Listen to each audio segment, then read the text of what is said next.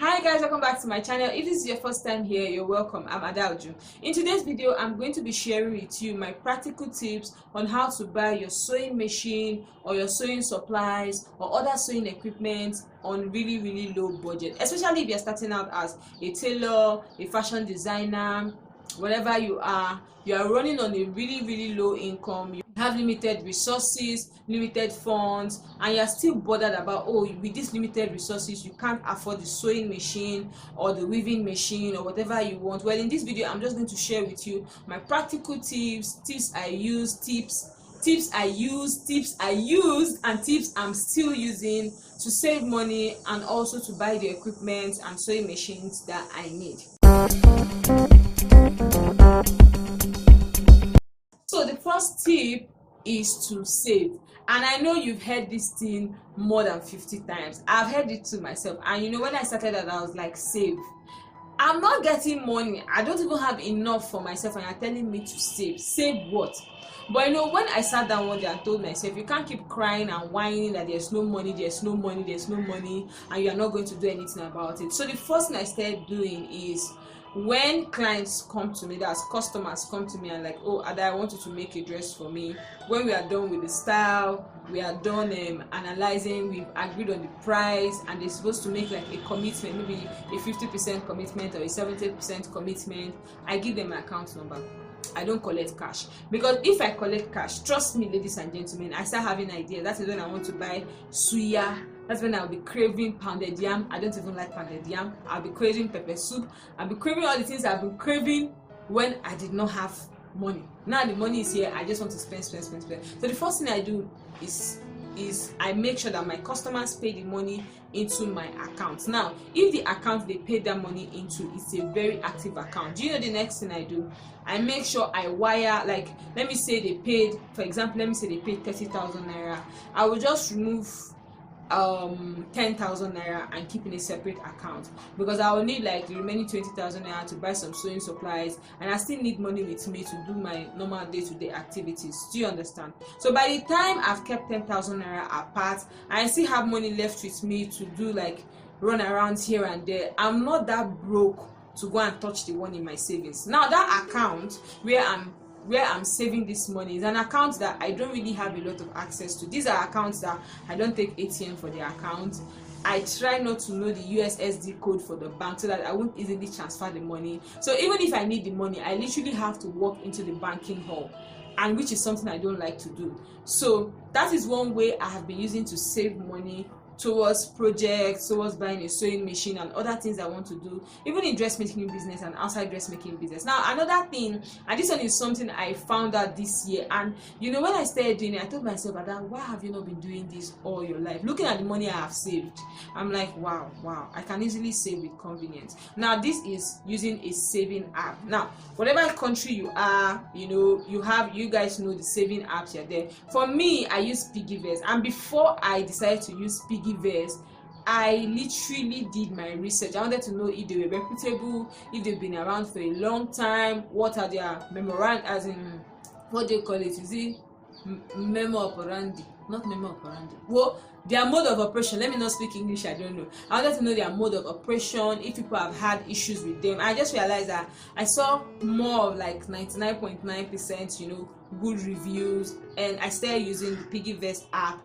And trust me guys, there are several options. Like, you can easily just transfer the money and lock it maybe for like 3 months or 4 months, depending on how long you want to lock it. You can do like auto saving, where there's a particular amount they remove from your account, maybe weekly or daily or monthly, and that way I've been able to, like, I try not to do like, okay, remove 1k from my account every day and I really feel it. No, I can do, okay, maybe 1k a week or 2k a week, and by the end of the month you'll be surprised that you save this amount of money, because on a normal day you don't you won't open your eyes and just be transferring 1k everywhere. But because I have that auto save settings on my saving app, I can do it with ease. And if you want to try out the Piggyverse app to start your saving journey, I have a link in the description box. You can sign up with that link and you get 1,000 naira bonus to start your saving journey. Okay, now another thing I do is called takeout, and this takeout is somehow similar to the transfer, like bank transfer that is done to your account, but this takeout is something I do with cash.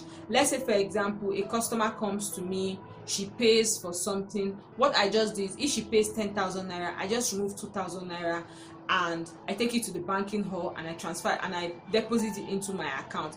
This way I know I am consciously, see, there's something when you're consciously saving towards something, all your antennas will just be ding ding ding ding ding. I have to save for this, I have to save for that. It's something you have to consciously make up your mind that, okay, I need money for this, I need money for this. I'm not getting the money, but I'm getting little income. For that little thing, I will save. Trust me, guys, even if you're getting 1,000, you can literally save from it. And now, talking about saving, sometimes if you are saving towards a project, you have to deny yourself some things. It's just the truth. Like, let me say you're that girl that likes to make her hair 2 times a month. You might just cut down on making your hair once a month and try to carry that hair for 4 weeks. That way you save the other cash that you'd have used. You can save it towards buying your sewing machine. Do you understand? Now, another thing I always tell people, if you are running low on income, your income is very, very low, and you want to get a sewing machine, you want to save towards opening your sewing brand, your clothing brand, you want to get some equipment, something I will advise people to do is have a side hustle.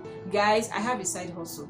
You guys might not know, but I register businesses for people, like corporate affairs commission in Nigeria. If you want to start up your business, you have to register your business. I registered for myself, I registered for my brother, I registered for my brother's friends. I've legit registered for more than 7 or 8 persons, and like anybody in our family, what is 7 or 8 persons? I've registered for a lot of people. So anybody in our family now that wants to register their business, they don't like, Ada registers business with corporate affairs solution, and people pay me for that. Like, I don't charge chicken change. I literally charge people very, very well. It's not like I charge very, very high, okay, but I charge something that at least at the end of the whole registration stuff, I have 10,000 naira to my name. Do you understand? And that way, if you have a side hustle and your normal, like maybe your normal salary is coming, or even if it's family that is giving you, by the time you begin to work and you have a side hustle, you can easily just transfer. When you get your money or when they pay you, you can easily just save it in your maybe saving app or that other account that you don't have access to. Do you understand? So that is another way. I always tell people that when you are not making enough money, don't just sit down and say, oh God, one day jackpot will come. It might never come. So if you're not making enough money, you don't even have money at all, get a job. You need job, you need salary to follow your dreams. So don't let people deceive you with, oh, entrepreneurship, salary is deceit. Salary is a bribe to stop you from your dreams. No, sometimes you need the salary to foster that dream and for you to grow and to bloom, and you can start balling if you want. Now, something I always advise people is, don't be too proud to ask for help. For example, I asked for help from my family. I told them I need a sewing machine, I need this and I need that, and they're like, okay. One thing in African homes is, you can ask money for a business, they won't give you. But if you ask money for book, okay, you want to buy a book, you want to pay for this project, they will easily give you. So when I wanted my sewing machine, I kept pressing my dad like, I want a sewing machine, I want a sewing machine. I was literally on his neck. I'm sure the day he gave me the money, he was like, whew, I can breathe. This girl, I can literally sleep with my eyes closed because this girl has been disturbing me. So don't be ashamed to ask your family members, okay? Tell them that if you have maybe, don't like be begging, oh please now, you can beg, but don't become a nuisance. Do you understand what I'm saying? Don't become a nuisance. You can politely ask that, okay, daddy or mommy or your brother or your sister, that, oh, this is something you really want to do, you want to start learning how to sew, or even if you started learning how to sew and you need this sewing machine to really practice, that you'll be very, very grateful and happy if they can get it for you. You understand? So when you say it that way to them, later, maybe 2 months later, 1 month later, remind them. You understand? And if somehow at home, if you're that kind of child that maybe when you and your dad are going out, maybe you guys always go shopping and they're like, oh, pick something you want, you can tell them, don't worry, give me the money, let me save for my sewing machine. Or you tell them, oh, can I be stashing up the money so you give me to buy a sewing machine, something like that. So don't be ashamed to ask family members. Don't just feel like, oh, I want to do it on my own, I don't want to ask anybody. See, we all need help in this life. So if you have family members that are willing to help you, please take advantage of it. Ask them. If you haven't tell them that, please, if you don't have all the money to give me, if you can give me parts, good. And if you are someone that has like a lot of siblings, like plenty elder siblings or cousins that you relate with, you can just, maybe the money you need is 40,000, you can share it for 4,000 naira. Call this person that, I want to buy sewing machine, the money is 40,000, your own bill is 4,000 naira. Someone can easily give you 4,000 naira than give you 40,000 naira. Do you understand? So if you have family members that you can ask for help, you can beg and they'll give you the money, you know, take advantage of that. And make sure that when you are giving the money or when you get the sewing machine, don't just abandon it. They'll just feel like, oh, you got the sewing machine, now you're not using it for anything. No, make sure that that money they gave you, you're putting the value for that money they gave you into good use. Do you understand? Now another thing I always tell people is, sometimes there's this thing they say in Nigeria, when the needed is not available, something like that, you improvise. So something I always tell people that, let's say you want to get a brand new sewing machine that is 150,000, let me say an industrial machine, or you want to get something like this that I'm using, a brand new, and let's say 70,000 naira. If you don't have that type of money, you can go for fairly used machines. Okay, just make sure it's in a very, very good condition. I always tell people that sometimes all the things we need, sometimes we might be planning for an event, an occasion, and we're like, oh, we're going to appear bling, we're going to do this, we're going to do that, and when the event approaches, you realize that you don't have so much funds. It's not that you're still going to go there looking like a crazy person. You just have to make do with what you have to look presentable. So something I always tell people is, if you don't have money to buy a new sewing machine, ladies and gentlemen, buy fairly used machine. There is no shade in that. What new sewing machine is sewing, that is what old sewing machine is sewing. You understand? You can totally buy a fairly used sewing machine. That way you can say buy a pressing iron to get maybe your sewing table, to get other things that you need to help your sewing journey. So you can always buy a fairly used sewing machine. If you don't have money to buy a new one, there's no shame in that, ladies and gentlemen.